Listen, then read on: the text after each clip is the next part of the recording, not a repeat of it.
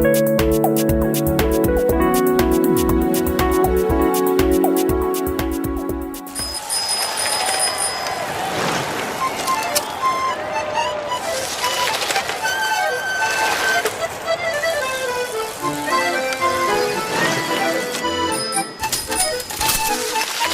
7 juillet prochain, Montauban accueillera l'arrivée de la 6e étape du Tour de France. Le 30 mars, exactement 100 jours avant l'événement, un compte à rebours a été déclenché devant l'Office de tourisme.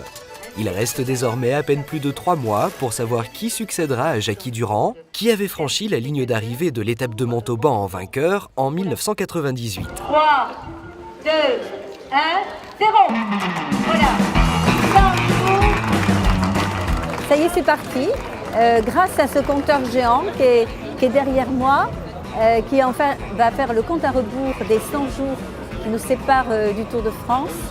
Sur cette place Pénélope, bien nommée finalement, quand on sait que Pénélope a passé sa vie à décompter les jours qu'il a séparés du retour de Nice, eh bien, nous allons pouvoir faire un événement de plus pour une étape finalement dans cette arrivée qu'on attend tous le 7 juillet à Montauban. Je crois qu'en effet, il faut que le 7 juillet, ce soit la fête du vélo, mais aussi la fête de Montauban. C'est pour nous une occasion inespérée de faire voir notre ville dans le monde entier. Vous savez que c'est l'organisation sportive qui est la seconde la plus vue dans le monde.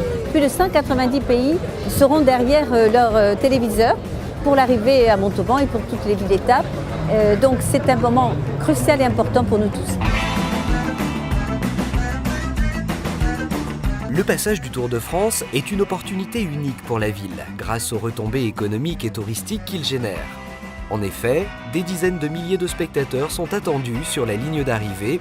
Ce sont autant de personnes qui seront incitées à prolonger leur séjour pour découvrir notre cité d'Ingres, son patrimoine architectural, ses musées, son festival Montauban en scène, sa gastronomie.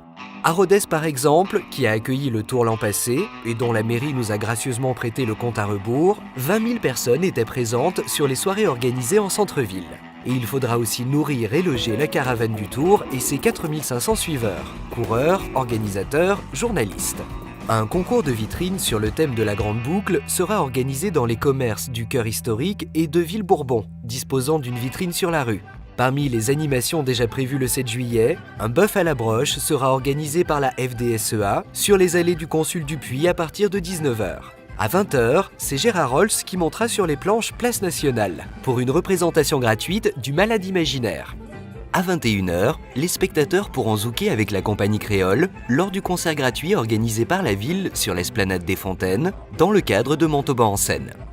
À noter, un mois avant l'arrivée du Tour de France, les 4 et 5 juin, la ville accompagnera les clubs de cyclisme de Montauban dans l'organisation de la fête du vélo. Rendez-vous donc le 7 juillet pour l'arrivée de la 6e étape du Tour de France 2016, afin de montrer à tous que Montauban est une véritable terre de sport.